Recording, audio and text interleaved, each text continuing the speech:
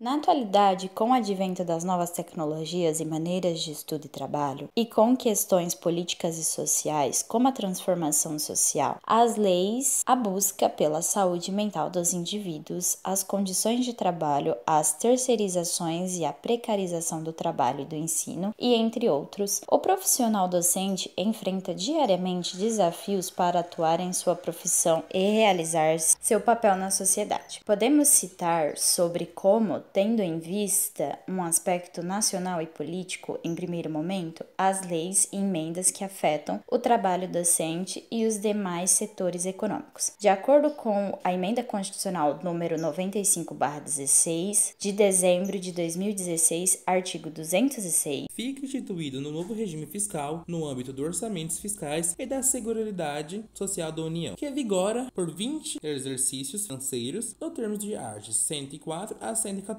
deste ato da disposição constitucionais transitoriais, Brasil 2016. Em a emenda, exemplifica-se que ocorreram mudanças no direcionamento dos investimentos públicos para diversos setores, incluindo a educação, medida que tem como duração 20 anos, instituída durante o governo de Michel Temer. Limitou-se em 2017, a partir do novo regime fiscal, as despesas primárias dos órgãos públicos, determinando a aplicação mínima em serviços públicos, equivalendo a 7,2% do PIB, como elabora nos artigos número 207. Artigo 107. Ficam estabelecidos para cada exercício limites individualizados para as despesas primárias. 1. Do Poder Executivo. 2. Do Supremo Tribunal Federal, do Superior Tribunal de Justiça, do Conselho Nacional de Justiça, da Justiça do Trabalho, da Justiça Militar da União, da Justiça Eleitoral e da Justiça do Distrito Federal e Territorial, no âmbito do Poder Judiciário. 3. Do Senado Federal, da Câmara dos Deputados e do Tribunal de Contas da União, no âmbito do Poder Legislativo. 4. Do Ministério Público da União e do Conselho Nacional do Ministério Público. E 5. Da Defensoria Pública da União.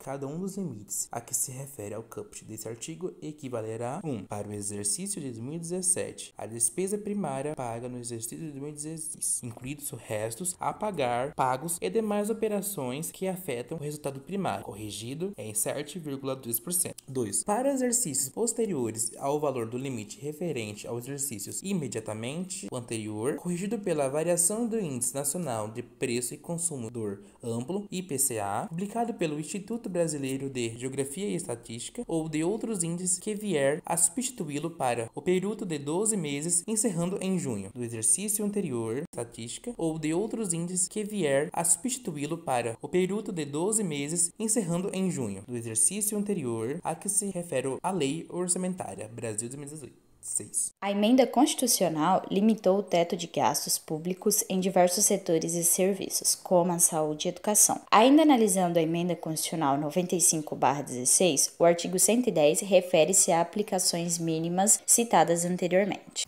Com isso, nota-se que uma menor distribuição de investimentos para as áreas públicas acarreta em um processo de precarização do trabalho e dos serviços públicos prestados, e, como consequência, a desvalorização da profissão dentro do mercado de trabalho e do ofício, desistência agravando na saúde mental dos profissionais docentes em decorrência das condições de trabalho e a crescente diferença entre ensino público e privado. O projeto de lei 1035/2010 busca como meta ampliar o investimento mínimo para 10% do PIB para setores públicos para cumprimento de Plano Nacional de Educação, PNE 2014. Entretanto, a limitação do teto de gastos impossibilita maiores investimentos em setores de órgãos públicos. Além disso, há outros fatores que afetam as condições de trabalho e desempenho escolar. Segundo a pesquisa realizada pelo Placo et al. 2022, página 9,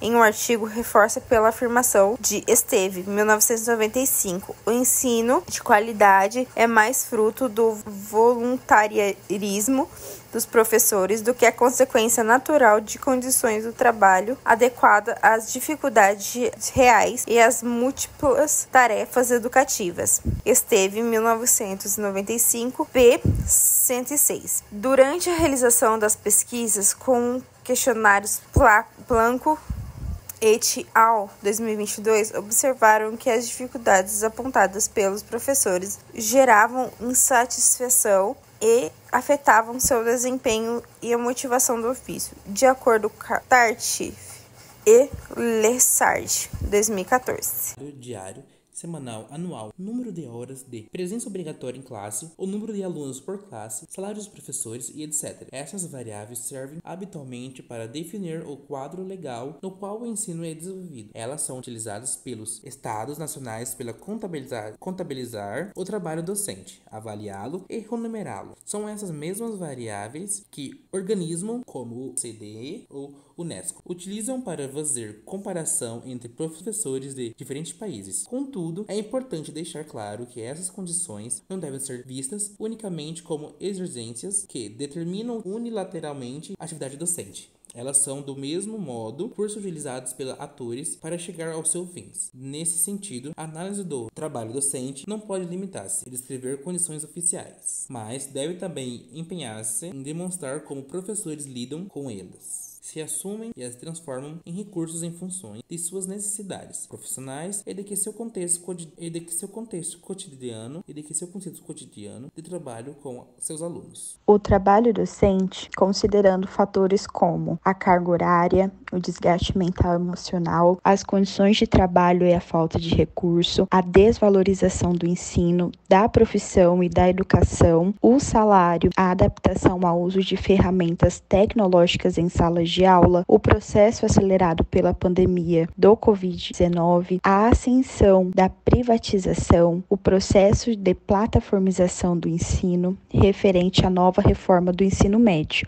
aprovada em 2017 pela Lei 13.415/17, ao uso de plataformas digitais, que vem sendo contestada e discutida, como mostra o artigo de Barbosa Alves, 2023, que analisa o uso das plataformas digitais no estado do Paraná e do seu papel de controle e vigilância do trabalho docente e dos conteúdos passados em sala de aula, assim como a luta por educação democrática pode tornar-se precário, desestimulante e desanimador para o docente e para os alunos. O ensino torna-se mais dependente dos esforços dos professores, muitas vezes sem auxílios de recurso, para elaborar metodologias e estratégias mais dinâmicas e próximas da realidade das crianças e adolescentes, concomitante com a existência de uma pressão social e constante vigia e controle dos currículos que recai sobre o âmbito escolar e a prática docente. Refletindo sobre as condições de trabalho docente e os desafios enfrentados diariamente no século XXI, que se diferem drasticamente de século e até décadas anteriores, devemos ter consciência que a educação e seu acesso permanência são direitos de todos, como estabelecido no artigo 205 da Constituição de 1988. Será promovida e incentivada com a colaboração da sociedade, visando ao pleno desenvolvimento da pessoa, seu preparo para o exercício da cidadania e sua qualificação para o trabalho. Brasil, 1988. Deste modo, o artigo 208 estabelece que seja dever do Estado garantir tais direitos, de forma que garante a acessibilidade para as crianças com deficiências,